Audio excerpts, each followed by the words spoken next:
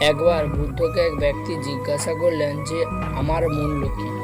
এর উত্তরে বুদ্ধ তাকে একটা চমকদার পাথর দিয়ে বললেন, বাজারে গিয়ে এর দাম জেনে এসো, কিন্তু কাউকে বিক্রি করবে না। বুদ্ধের কথা মতো ওই ব্যক্তি একটি বাজারে গেল। প্রথমে সেই পাথরটিকে নিয়ে গেল এক আম বিক্রেতার কাছে। ওই ব্যক্তি পাথরটিকে আম বিক্রেতাকে দেখিয়ে বলল, এর জন্য আপনি কত টাকা দেবেন? তখন আম বিক্রেতাও বলল, এর বদলে আমি আপনাকে 10টা আম দিতে পারি।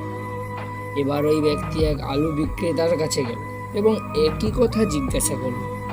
আলু বিক্রেতা বলল, এর বদলে আমি আপনাকে 1 বস্তা আলু দিতে পারি। এরপর ওই ব্যক্তির কাছে একটা সোনার দোকানে গেল।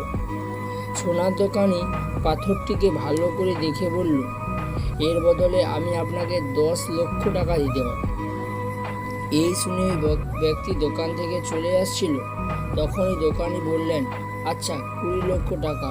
কিন্তু তাও যখন ব্যক্তি চলে যাচ্ছিল তখন ওই সোনার দোকানি বললেন, আচ্ছা কত নেবে বলো, কিন্তু পাথরটি দিয়ে যাও। ওই ব্যক্তি কিছু না বলেই ওখান থেকে চলে গেলেন এবং একজন হিরে ব্যবসায়ীর কাছে গেলেন।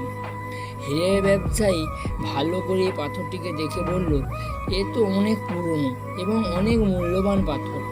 এটি একটি দুর্লভ পাথর, এর দাম কমপক্ষে 50 লক্ষ টাকা। এবার ওই ব্যক্তি বুদ্ধের কাছে ফিরে এলেন এবং সমস্ত কথা খুলে বললেন। এবার বুদ্ধ বললেন, তুমিও ওই পাথরের মতো, অর্থাৎ তোমার মূল্য এই পাথরের ন্যায় বিভিন্ন ব্যক্তির কাছে বিভিন্ন। তবে এর উপর নির্ভর করেছে যে তুমি কার কাছে তোমার মূল্য যাচাই করছো।